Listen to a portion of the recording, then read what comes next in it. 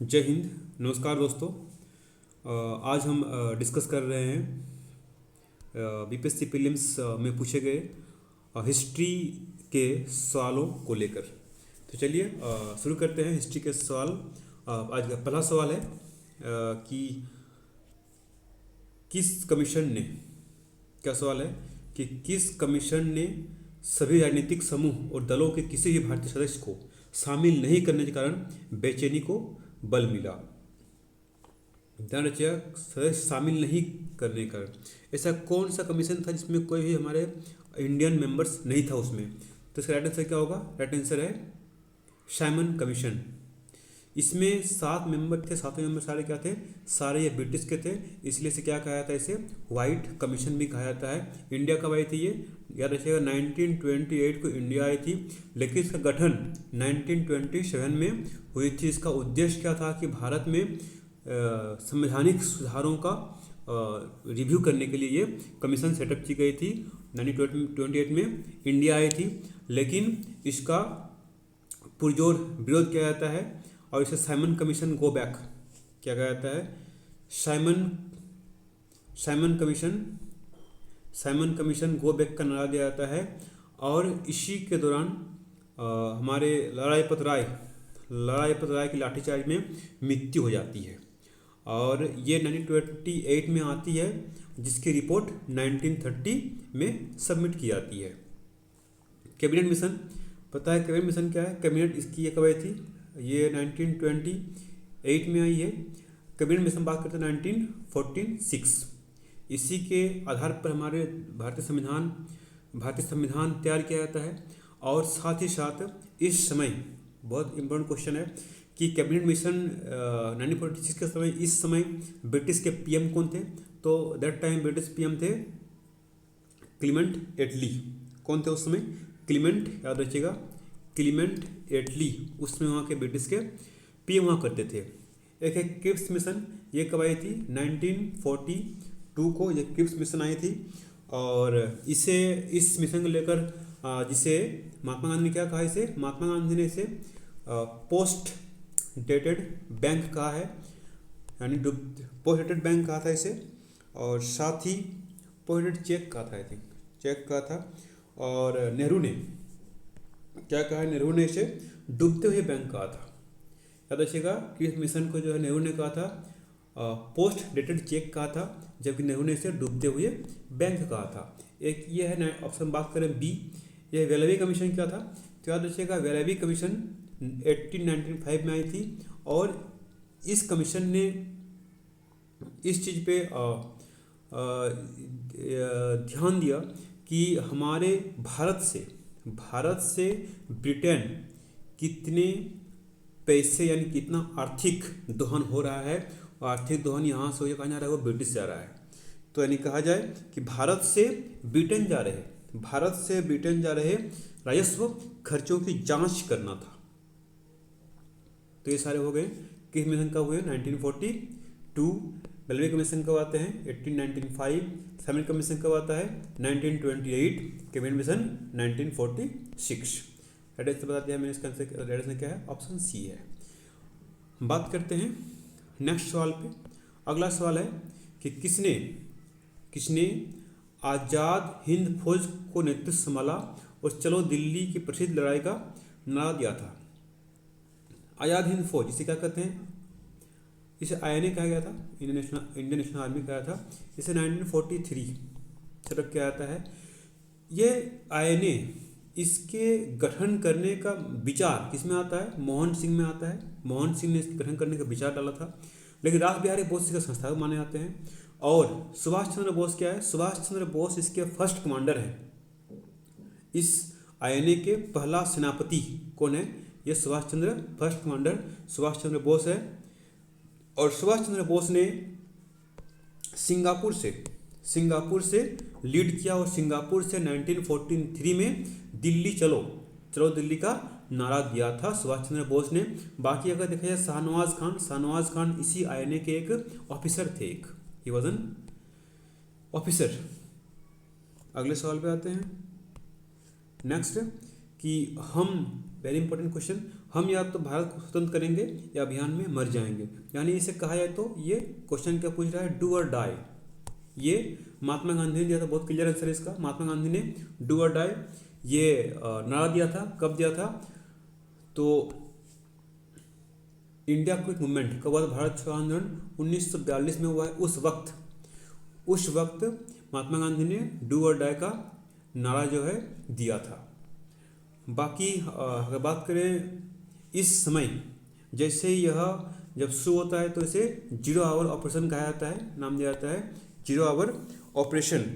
साथ ही इसमें महात्मा गांधी को गिरफ्तार किया जाता है। महात्मा गांधी ने गिरफ्तार कहाँ लाया जाता है, पुणे में एक आगा खां जेल है। आगा खां जेल में महात्मा गांधी को बंद कर दिया जाता है। जवाहरलाल नेहरू को भी गिरफ्तारी कर दी जाती है और ये अल्मोड़ा जेल में इसको रखा जाता है। साथ ही अबुल कलाम आज़ाद ये सारे एक्टिव थे इस मूवमेंट के टाइम पे, और इनको बांकुड़ा जेल जो पश्चिम बंगाल में आता है, बांकुड़ा जेल में से जो है बंद कर दिया जाता है। बाकी अगर बात करें option D, V D Savarkar, इन्होंने 1904 में सर्वेंट्स इंडिया सोसाइटी की स्थापना किया था। साथ ही अभिनव भारत इस संगठन कहते हैं। और इन्होंने वी डी सावरकर ने नासिक के कलेक्टर जैक्सन की हत्या कर दी थी। नासिक के कलेक्टर जैक्सन की हत्या की, जिसे 1911 में से काला पानी की भी सजा मिला हुआ था।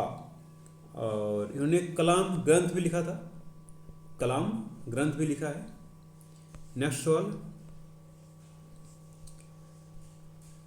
किसने बांटो और छोड़ो, किसने बांटो और छोड़ो का नारा को बुलंद किया था, तो इसका आंसर क्या है, बांटो और छोड़ो का नारा को बुलंद किया था मोहम्मद अली जिन्ना। किसने किया था, मोहम्मद अली जिन्ना ने किया था। यही जिन्ना बाद में क्या होते हैं, पाकिस्तान के पहले गवर्नर चुने जाते हैं। पाकिस्तान का पहला गवर्नर कौन है, मोहम्मद अली जिन्ना कहा जाता है। और इन्होंने ही पाकिस्तान की मांग रखी थी। पाकिस्तान भारत को 2 टुकड़ों में विभाजित करके पाकिस्तान, एक हिंदुस्तान एक पाकिस्तान, ये विचार मोहम्मद अली जिन्ना का था, जिनका संबंध मुस्लिम लीग से था। साथ ही अगर कहा जाए पाकिस्तान शब्द किसने दिया था, राइट ए है। अगर कहा जाए पाकिस्तान शब्द किसने, क्वेश्चन पूछा जाता है, तो पाकिस्तान शब्द दिया है चौधरी रहमत अली। कौन है, एक चौधरी रहमत अली जो कैम्ब्रिज यूनिवर्सिटी के स्टूडेंट रह चुके हैं। और इन्होंने पाकिस्तान को कैसे देख सकते हैं, PAKIS पाकिस्तान STAN, जहाँ P से मतलब पंजाब, A से अफगानिस्तान, और K से कश्मीर, S से सिंध, और तान से है बलूचिस्तान। इन तमाम क्षेत्रों को मिलाकर एक देश के गठन के बारे में सोच रहे थे। अगर बात करें M.A. अंसारी, इन्होंने 1927 में मद्रास चेन्नई में जो है राष्ट्रीय कांग्रेस की अध्यक्षता किया था। मोहम्मद इकबाल क्या है, मोहम्मद इकबाल जिन्होंने सारे जहाँ से अच्छा गाना इन्होंने दिया हुआ है, सारे जहाँ से अच्छा हिंदुस्तान हमारा। नेक्स्ट है, किस अधिनियम ने भारत के विभाजन के लिए 2 नए स्वतंत्र भारत और पाकिस्तान के राज्यों के मूर्त रूप दिया था, तो यह है 1947 माउंटबेटन योजना, भारतीय स्वतंत्रता अधिनियम। इस अधिनियम के तहत भारत को 2 डोमिनियन, एक पाकिस्तान और भारत में विभाजन करने की बात जो है कहा था इस एक्ट के अकॉर्डिंग। अगर बात करते हैं भारत सरकार अधिनियम कब आया था, ये इसे 1919 में, और इसे मॉन्टेग्यू चेम्सफोर्ड योजना कहा जाता है, जिसने पहली बार भारत में वुमेन को वोट देने का राइट दिया है। 1935 इसे क्या कहा जाता है, इससे ब्लूप्रिंट कहा जाता है, क्योंकि इसी एक्ट से लगभग 250 के करीबन 250 एक्ट हमारे संविधान में आज भी यहीं से जो है लिए हुए थे और हमारे संविधान में सारे हैं, तो इसे ब्लूप्रिंट कहा जाता है। इस एक्ट के 80% एक्ट जो है हमारे संविधान में शामिल किए गए हैं। नेक्स्ट है, किस कांग्रेसी नेता ने बिहार की यात्रा की ताकि होम रूल लीग की गतिविधियों को बल मिल सके? होम रूल लीग यानी स्वराज 1960 में सेटअप हुआ था। इसके दो नेता हैं, एक हैं एनी बेसेंट जो आयरलैंड की लेडी है, और दूसरे हैं तिलक जी हैं। तो बात करें एनी बेसेंट थियोसॉफिस्ट मेंबर भी थी, और इनके थियोसॉफिस्ट 1918 में एनी बेसेंट जो है 1918 में बिहार की यात्रा की थी, और वहाँ पे होम रूल लीग की गतिविधियों को प्रमोट करने के लिए वहाँ पे गई थी। बीजी तिलक इनका होम रूल, बाल गंगाधर तिलक इनका होम रूल जो सेटअप किए थे, ये स्पेशली महाराष्ट्र में एक्टिव था। बाकी एनी बेसेंट का ऑल ओवर इंडिया का और साउथ क्षेत्र में यह एक्टिव था। एम.ए. अंसारी बताया 1927 में क्या था ये? एम.ए. अंसारी ने 1927 में कांग्रेस की अध्यक्षता की थी, मद्रास से किया था। नेक्स्ट है कि चंपारण कृषि कमेटी की नियुक्ति में किसके बीच समझौता हुआ था? चंपारण कृषि कमेटी यानी कब चंपारण आंदोलन कब हुआ था? 1917 में चंपारण आंदोलन हुआ है, और इसे महात्मा गांधी का पहला सत्याग्रह आंदोलन में माना जाता है, और जहां महात्मा गांधी यहाँ पे सफल हुए थे। तो समझौता, यह समझौता भारतीय सरकार और गांधी जी के बीच हुआ था, जहां नील की खेती के लिए जबरन 3 कठिया प्रणाली 3/20 यानी 20 में 3 हिस्सा अंग्रेजों को एज ए टैक्स देना होता था। और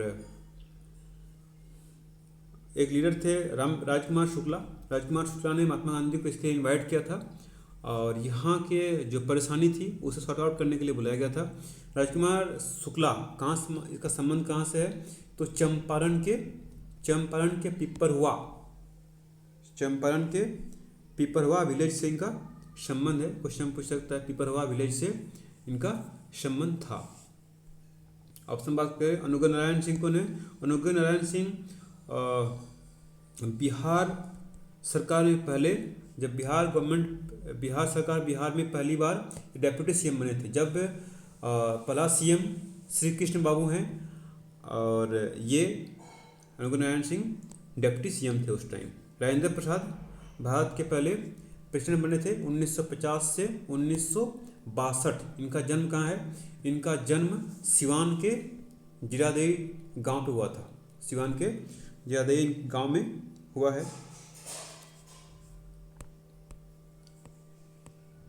नेक्स्ट 108, बिहार में किसान सभा प्रमुख नेता कौन था? 1929 में कौन थे? यहाँ बिहार में किसान सभा स्थापना किया था, ये सयानंद सरस्वती ने किया था। सयानंद सरस्वती ने आगे जाकर 1936 में अखिल भारतीय किसान सभा की स्थापना भी करने का श्रेय जाता है। और लखनऊ में क्या था? कहाँ क्या था? यह लखनऊ में क्या था? जिसके महासचिव कौन थे? इसके महासचिव याद रखिएगा NG रंगा थे। अखिल भारतीय किसान सभा के अध्यक्ष सयानंद सरस्वती माने जाते हैं, उनके महासचिव NG रंगा थे, जो बाद में आंध्र किसान समिति के भी अध्यक्ष बनाए जाते हैं। बाबा रामचंद्र देव ये अवध किसान सभा, अवध यानी जो आज के यूपी में अयोध्या का पार्ट है, तो अवध किसान सभा के समिति उसके अध्यक्ष थे। आचार्य नरेंद्र देव ये क्या थे? आचार्य नरेंद्र देव ये सिंध आंदोलन से जुड़े हुए हैं, सिंध किसान आंदोलन से जुड़ाव था इनका। राजकुमार शुक्ला 1917 में जिन्होंने महात्मा गांधी को इनवाइट किया था वहाँ की 3 कठिया प्रणाली चंपारण आंदोलन से जुड़े हुए मुद्दों को सॉर्ट आउट करने के लिए। नेक्स्ट, विक्रम पुलिस थाने के अंतर्गत राष्ट्रध्वज को फहराते समय किसको मार दिया गया था? तो इसके राइट आंसर है क्या है? गोरा खड़ी के रघुनाथ सिंह। इस थाने में इनको ध्वज फ्लैग होस्टिंग के टाइम पे इसको जो अंग्रेज द्वारा मार दिया गया था।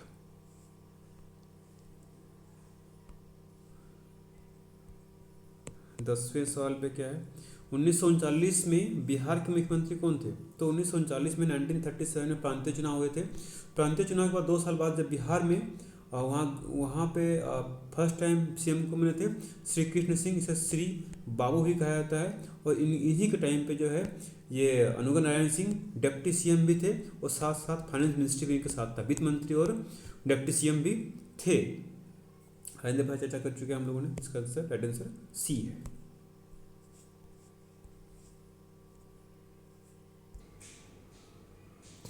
अगला सवाल है कि मिलान करना है इस सवाल पे। मिलान पे देखें तो कर्ण सुवर्ण क्या है? ये बंगाल का इलाका है। और गौड़ वंश के शासक कौन थे? गौड़ वंश के शासक शशांक हुए हैं। गौड़ वंश के शासक शशांक ने राजधानी बनाया था इसे कर्ण सुवर्ण को। तो ये पश्चिम बंगाल है।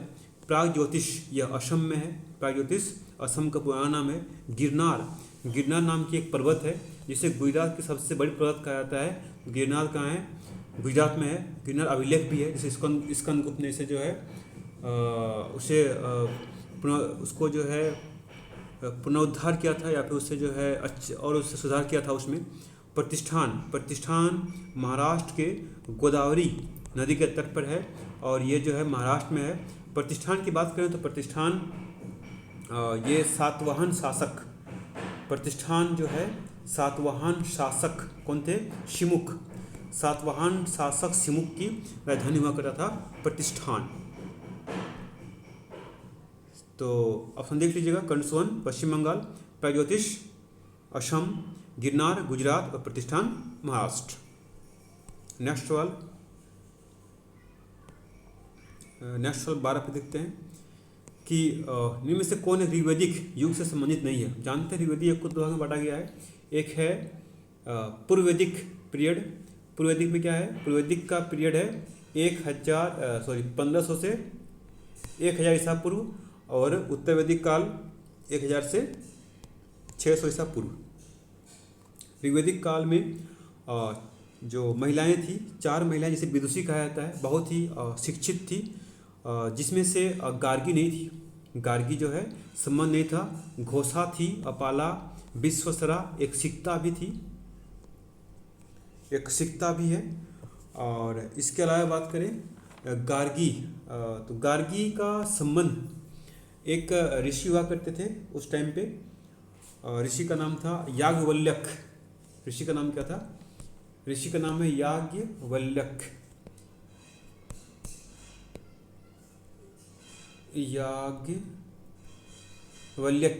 इनसे वाद विवाद से उनका संबंध था। और इसके अलावा अगर बात करें तो इसमें 4 महिलाएं थी उस टाइम पे। घोषा, अपाला, विश्वासरा, एक हुआ करती थी लोपामुद्रा, एक है लोपामुद्रा, और एक सिक्ता। 5 महिलाएं इस पीरियड में शिक्षित में आगे थी और सभा समिति में भाग लेने के लिए पूर्ववैदिक पीरियड में उन्हें इजाज़त थी। जब गार्गी का पीरियड, गार्गी क्या है? गार्गी जो है याज्ञवल्क्य जो थे उनसे वाद विवाद में चुनौती दी थी, जो ऋषि थे। हालांकि याद रखिएगा, याज्ञवल्क्य एक स्मृति भी है। याज्ञवल्क्य स्मृति भी है। अगले सवाल सम्मिलित करना है। चोलगंगम झील किसका? राजेंद्र प्रथम का है। चोल वंश का चोल वंश से संबंध है इनका, और इनके संबंध में चोल वंश सर्वाधिक विस्तार होता है। और चोलगंगम इन्होंने पाल वंश के शासक महिपाल को हराया था और गंगे चोल गंगम की उपाधि जो है लिया था, और साथ ही साथ गंगे चोलगंगम झील यानी का निर्माण भी इन्होंने किया था। तो ऑप्शन ए का सी। धर्म महामत की नियुक्ति अशोक ने दिया है। जानते हैं कि अशोक कितने शिलालेख हैं? अशोक के 13 शिलालेख थे। 13 शिलालेख में धर्म महमत्व की नियुक्ति शिलालेख नंबर 5 पे है, जबकि 6 में क्या है? Self control. और 13 में बहुत प्रसिद्ध है। 13 में क्या है? 13 में जो है कलिंग विजय का जो है जिक्र है। तो इसके आंसर क्या है? बी का बी का आंसर मिलान अशोक। प्रयाग की महासभा, प्रयाग हर्षवर्धन से है। प्रयाग हर 5वें वर्ष में जो है अपना सभा क्या करता था, जिसे क्या कहते थे उसे, महामोक्ष परिषद, जिसे महामोक्ष परिषद उस टाइम कहा जाता था। हर 5वें वर्ष में जो हर्षवर्धन क्या करते थे, हर्षवर्धन का संबंध किससे है, वर्धन वंश से संबंध है हर्षवर्धन का। सुदर्शन झील कहाँ पे है, सुदर्शन झील चंद्रगुप्त मौर्य जो गुजरात में है, इसका निर्माण किया था चंद्रगुप्त मौर्य ने। तो आंसर धम्मा मात्रा अशोक, प्रयाग की सभा हर्षवर्धन और सुदर्शन झील चंद्रगुप्त मौर्य। नेक्स्ट है कि निम्न में से किसको सबसे अधिक समय तक शासन किया, किसने किया, एमबीटी। इससे संबंध किससे, एमबीटी का संबंध तुगलक वंश से है, जिसके संस्थापक कौन थे, गजनवीर तुगलक थे। अलाउद्दीन खिलजी संस्थापक, खिलजी वंश से जुड़ा हुआ है। बहलोल लोधी वंश, बलबन गुलाम वंश है। सबसे लंबे शासन का इसमें क्या है, बहलोल लोधी ने किया है। एमबीटी क्या था, इसे शॉर्ट में एमबीटी कर सकते हैं, जो सबसे ज़्यादा शिक्षित था, लेकिन इनके सारे 5 प्लान बनाए थे, सारे फेल्ड हो गए थे।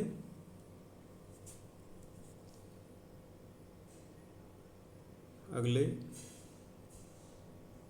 115 नंबर सवाल,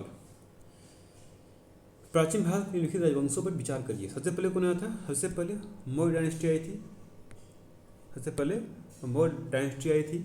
उसके बाद कौन आया था, मौर्य का अंतिम शासक कौन हुआ, मौर्य का अंतिम शासक हुआ था बृहद्रथ, को हुआ था बृहद्रथ हुआ था, जिसकी हत्या किसने किया था, पुष्यमित्र शुंग ने किया और शुंग वंश की स्थापना किया था। सेकंड पे पहला है मौर्य वंश, सेकंड पे शुंग वंश, थर्ड पे कौन है, थर्ड पे है कण्व वंश, जिसकी स्थापना किसने किया था, जिसकी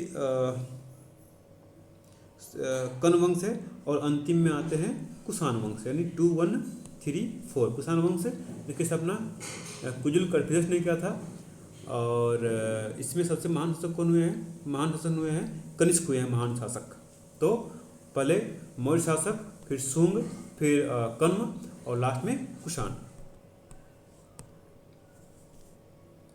यानी 2, 1, 4, 3 2, 1, 4, 3 कहाँ है, ऑप्शन बी पे है।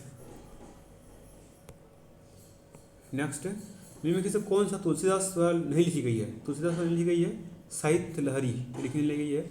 विनय पत्रिका तो लिखा हुआ है, गीतावली तुलसीदास और कवितावली शायद तुलसीदास लिखित है, साहित्य लहरी नहीं लिखी गई है तुलसीदास द्वारा। अब बात करते हैं विनय पत्रिका, इसे लिखा गया है ब्रज भाषा में, इसे लिखा गया है ब्रज भाषा में लिखा गया है। कवितावली इसे लिखा गया है अवधि में लिखा गया है, जहाँ श्री रामचंद्र राम जी के जो है गीत इसमें गाए गए हैं। और गीतावली लिखे गए हैं ब्रज में। तुलसीदास इनका जन्म कहाँ होता है, तुलसीदास का जन्म है चित्रकूट, यूपी में है, चित्रकूट में इसका जन्म होता है। इनके गुरु कौन थे, नरहरि दास इसके गुरु हैं। और मृत्यु कहाँ होती है इनकी, मृत्यु अयोध्या पे इनकी मृत्यु हो जाती है। इन्होंने रामचरितमानस भी लिखा है अवधि में। 17 काबुली बाग मस्जिद किसने बनाया था, ये बाबर ने बनाया है काबुली बाग मस्जिद। अलाउद्दीन का झोपड़ा कुतुबुद्दीन ऐबक ने बनाया था। इलाहाबाद का किला अकबर ने बनाया हुआ है। अहमदुल्लाह का मकबरा नूरजहाँ ने बनाया था। नूरजहाँ ने इसके साथ साथ जहांगीर का मकबरा भी बनाया है। कहाँ बनाया है, दिल्ली में। इसके अलावा उसका मकबरा ही बनाया है। और अहमदुल्लाह मकबरा में सबसे फर्स्ट टाइम पित्रा दिवरा का प्रयोग जो है किया गया था। इसका अगर देखें आंसर, क्या आंसर है इसका, तो इससे क्या हो जाएंगे आपके आंसर, हो जाएंगे 4, 1 इलाहाबाद किला अकबर, 4132 ऑप्शन बी।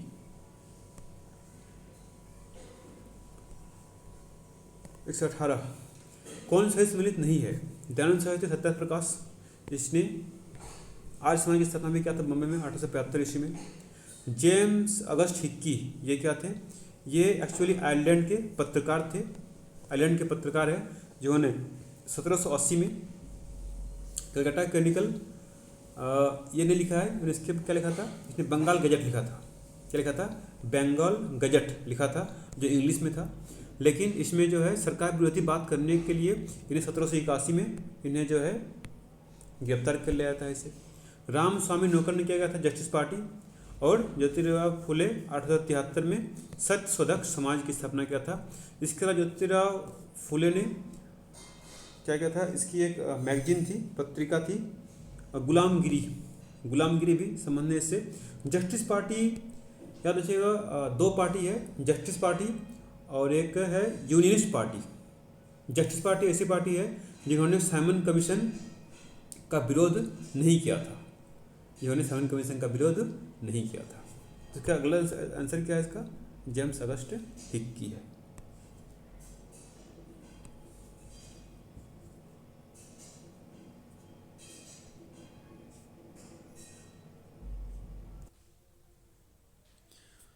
नेक्स्ट सवाल है कि 119 नंबर, सूची मिलान करना है। तो पिता और पुत्र, बाबर के पुत्र कौन थे? तो बाबर के मुगल वंश संस्थापक, इसके पुत्र कौन है? बाबर के जानते, बाबर के 4 पुत्र थे, जिसमें बड़ा बेटा हुमायूं हुआ करता है, हुमायूं। और इनके 4 बेटों में हुमायूं, सेकंड कौन है? सेकंड कामरान। तो बी का हो जाएगा 3। आंसर ए सही है। देखते हैं आगे, ये ए आंसर, ए या सी में से कोई आंसर होगा। बाबर का कामरान है। और अकबर का बेटा कौन है? अकबर बेटा सलीम है। शाहजहाँ का बेटा कौन है? शाहजहाँ का है मुराद। और जहांगीर का है खुसरो। तो आंसर क्या हो जाएंगे? आंसर हो जाएंगे 3 1 3 1 4 2। 3 1 4 2 किसमें है? राइट आंसर आपका हो जाएगा ऑप्शन ए। नेक्स्ट सवाल पे चलते हैं। अगला सवाल है 120 कि कौन सी बौद्ध संगीति बिहार में आयोजित नहीं की गई थी? बिहार में नहीं की गई थी। तो बौद्ध संगीति 4 आयोजित की गई थी। महात्मा बुद्ध की मृत्यु के बाद 4 बौद्ध संगीति आयोजित की गई थी। पहला, दूसरा, तीसरा, चौथा कहाँ गई थी? पहला क्या गया था? राजगृह, जो कहाँ है? राजगृह बिहार में है। दूसरा वैशाली, यही बिहार में है। तीसरा कहाँ गया था? पाटलिपुत्र, पटना बिहार में है। चौथा कश्मीर, कुंडलवन, कश्मीर में चला गया था। तो ऑप्शन के आंसर सही क्या होगा? चौथा, ये बिहार में नहीं की गई थी। बाकी दूसरा, प्रथम और तीसरा ये तीनों कहाँ के गए थे? तीनों बौद्ध संगीति आयोजन बिहार में हुआ है। चौथा कश्मीर में हुआ था। राइट आंसर क्या हो जाएगा इसका? Option D. नेक्स्ट है कि सुभाष चंद्र बोस जो ने INA जो कहते हैं इंडियन नेशनल आर्मी कब से तक किया था? 1943 में हम बातचीत कर चुके हैं। साथ ही उसमें सिंगापुर में इन्होंने अस्थायी सरकार गठित किया था। और सिंगापुर से इन्होंने दिल्ली चलो का नारा भी दिया था। और यानी ऑप्शन 3 सही है। जनवरी 1941 में वह घर में नजरबंद से भाग निकले थे, यह भी सही है। यह जो भाग कहाँ गए थे? जर्मनी चले गए थे। और वह भारतीय राष्ट्रीय कांग्रेस के 1938 के त्रिपुरी सत्र में अध्यक्ष चुने गए। ये गलत है। 1938 में त्रिपुरी सत्र में नहीं, बल्कि 1939 में त्रिपुरी सत्र के अध्यक्ष चुने जाते हैं। और ये 1938 में कहाँ चुने जाते हैं? तो 1938 में हरिपुरा, एक साल पहले 1938 में हरिपुरा, जो कहाँ पे है? हरिपुरा गुजरात में है, सूरत के पास। तो हरिपुरा में 1938 में अध्यक्ष चुने जाते हैं। और 1939 में कहाँ चुने जाते हैं? ये त्रिपुरी कहाँ पे है? ये इलाका MP, त्रिपुरी MP में 1938 नहीं 1939, यानी ऑप्शन 1 गलत है। ऑप्शन 2 और ऑप्शन 3 सही है। साथ ही याद रखिएगा 1939 में त्रिपुरी में अध्यक्ष चुने जाते हैं। यहाँ इन्होंने पट्टाभी सितारमैया को हराकर इसके अध्यक्ष चुने गए थे। तो राइट आंसर क्या होगा? 2 3, जो ऑप्शन ए में है राइट आंसर। नेक्स्ट 122 पे चलते हैं। 122 है कौन नालंदा विश्वविद्यालय में आचार्य नहीं था? गौर करिएगा। तो कौटिल्य, ये क्या है? चंद्रगुप्त मौर्य का प्रधानमंत्री था, ये तो जानते हैं क्लियर। ये इनका नालंदा विश्वविद्यालय में आचार्य नहीं थे। नागार्जुन, बौद्ध विद्वान, शिलभद्र, शांति अच्युत, ये तीनों नालंदा महाविद्यालय में जो ये तीनों आचार्य रह चुके हैं। लेकिन कौटिल्य नहीं थे। अब बात करते हैं ऑप्शन पे, थोड़ा डीप जाते हैं। तो कौटिल्य क्या है? कौटिल्य ने 4 कूटनीति उपाय दिए थे। इनका 4 कूटनीति उपाय, जिसे हम कहते हैं साम दाम दंड भेद, 4 कूटनीति उपाय उन्होंने दिया। साथ ही सप्तांग सिद्धांत भी दिया था, सप्तांग सिद्धांत भी दिया हुआ है। और उन्होंने कौटिल्य ने कहा था कि जनता का सुख दुख क्या है, वो राजा के सुख दुख के बराबर है। नागार्जुन जिसे बौद्ध नागार्जुन जिसे क्या कहा था, इसे नागार्जुन को जिन्होंने द्वितीय बुद्ध भी कहा जाता है, इसे क्या कहा जाता है? द्वितीय बुद्ध भी कहा जाता है। साथ ही ये शून्यवाद के जनक भी कहे जाते हैं। और माध्यमिक दर्शन क्या है? माध्यमिक दर्शन के संस्थापक में माने जाते हैं। ऑप्शन सी क्या है? शीलभद्र। ये क्या है? हुएनसांग। आप जानते हैं कि हुएनसांग कौन है? हुएनसांग जो हर्षवर्धन के टाइम पीरियड में आए हैं, और हुएनसांग के ये गुरु माने जाते हैं। कौन थे हुएनसांग के गुरु? कौन थे? ये शीलभद्र थे। और शांतिरक्षित भी बौद्ध विद्वान है। तो कह सकते हैं ऑप्शन बी, नागार्जुन, शीलभद्र, शांतिरक्षित, ये तीनों नालंदा के ये आचार्य थे। नेक्स्ट कि आधुनिक भारतीय इतिहास को निम्न घटनाओं पर विचार करिए। राजनंद कुमार के मृत्युदंड। तो अगर देखा जाए तो राजनंद कुमार ये कभी 1975 आई थिंक ये कब है? 75 कब है ये?